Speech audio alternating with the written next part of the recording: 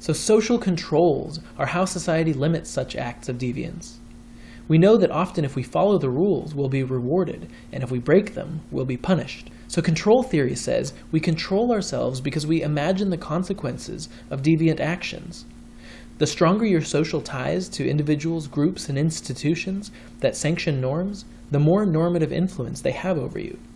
You might see a chance to steal while you're working, and may even see your coworkers doing it, but you control yourself from that role strain and differential association because you don't want to lose your job, disappoint your parents, or fight with your romantic partner. Even if I didn't have any of those things, I'd still be afraid of getting arrested. The criminal justice system is society's official institution of social control.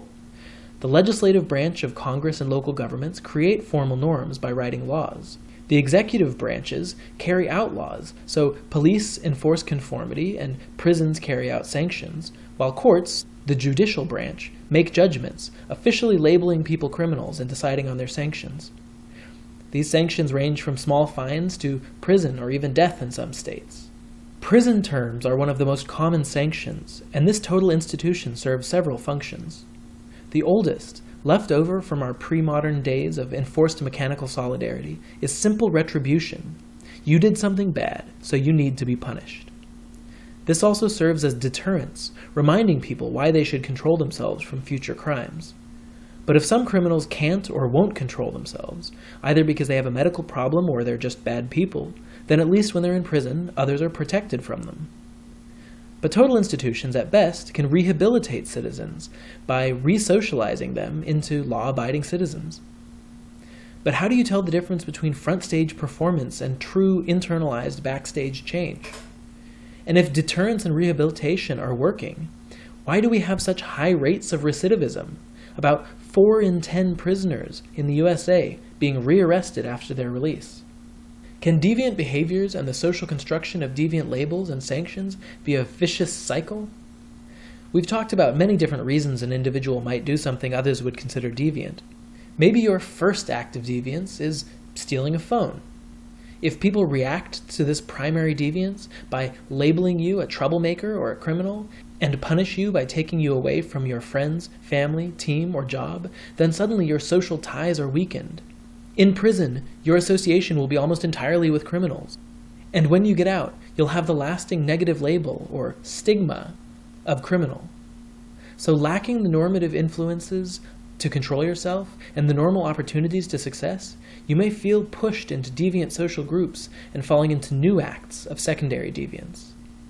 Even if you've never actually committed a crime, if you seem to be part of a stigmatized group, then your master status may become deviant, and you may conform to your expected deviant roles. The United States government responded to rising crime rates by getting tough on crime, especially drug crimes tied to profit-driven organized crime groups. Prison populations doubled, tripled, and kept rising, even after violent crime rates went back down. Today, the United States has the highest percentage of its population in prison, nearly 1 out of 100 people of all countries in the world that we have data for. Yet we still have higher crime and recidivism rates than in many other wealthy nations. Could there be a better way to prevent crime? Our spending on correcting criminal behavior after it happens has grown far faster than our spending on education, which gives individuals an understanding of social norms, positive social ties, and opportunities for success. For less than the cost of keeping one young person in prison, we could have provided them not just with better teachers and mentors, but also paid their way through a full university degree. Differential association with deviant others, strain between what society says you should achieve and your opportunities to do so with normal means, and lacking social controls and social ties that encourage self-control, all might influence an individual toward deviant or even criminal behavior. But are there situations where all of these are more problematic than elsewhere? Social disorganization theory says that place matters, and where basic institutions are dysfunctional, rates of deviance increase dramatically. Prisons and poverty both can break up families, leaving children without role models and supervision. If your chances of getting arrested for a crime are slim, or you fear the police are just as happy to harass you when you do conform, why bother? If schools aren't teaching you what you need, and there are a few good jobs to work for, and you can't afford to move, how can you get ahead? If the whole neighborhood is in the same situation of social disorganization, then will more and more people give up?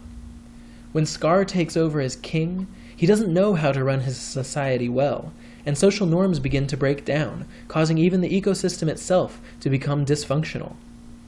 There are many different ways in which we can label a behavior, whether that behavior is merely non-traditional, directly harmful to others, or a so-called victimless crime, such as drugs or gambling. For good or bad, people may be deviant for many different reasons, but no single indicator can tell you if someone will conform or deviate. We each make rational choices based on our understanding of our situation, which comes from our cultural and personal socialization, the groups around us, and the opportunities we have in life. After the midterm, we'll delve into the macro-level problems of unequal access to opportunities. But for now, remember that solving social problems requires a deeper understanding of the structures from which they arise, and that stigmatizing individuals can do more harm than good.